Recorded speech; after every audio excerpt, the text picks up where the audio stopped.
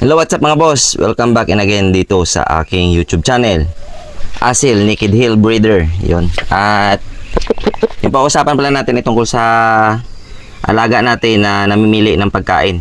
Ano nga bang dahilan kung bakit siya namimili ng pagkain? So bago yon, gusto ko muna magpasalamat sa solid na mga sumusuporta dito sa aking munting YouTube channel, sa walang sawang pag-share at pag-like dito sa aking pinopost o in-upload na videos dito sa aking munting YouTube channel, no? At yun nga, bakit nga ba namimili sa patuka yung ating mga alaga?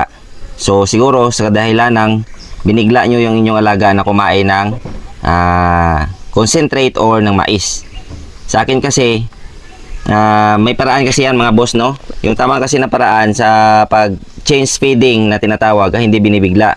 Kung halimbawa ay puro Integra 3000 yung aking pinapatuka at mayroong halong mais, ganoon pa rin yung patuka ko mga boss, pero unti-unti kong introduce sa kanila yung concentrate na tinatawag sa pamamagitan ng paghalo ng 10% lamang na concentrate doon sa aking normal na mixing ng or mixture ng patuka.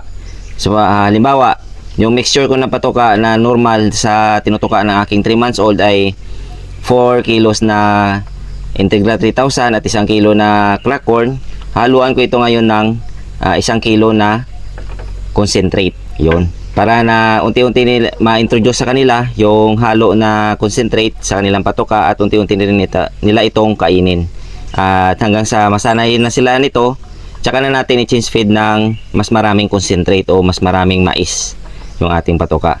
So ganun lang kasimple mga boss yung aking paraan dito. At kung nagustuhan nyo naman mga boss yung mga binabahagi ko na kaalaman o ideas tungkol sa pag-aalaga ng Naked Hill, pa-subscribe naman mga boss. Diyan sa baba merong bell button dyan, pa-subscribe, tapos pa-hit yung notification bell, yung bell button, tapos select all para lagi kang updated sa mga susunod ko pa na videos mga boss.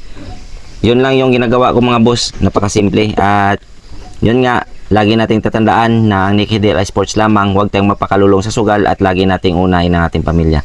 Yun lang mga boss, maraming salamat and God bless sa ating lahat.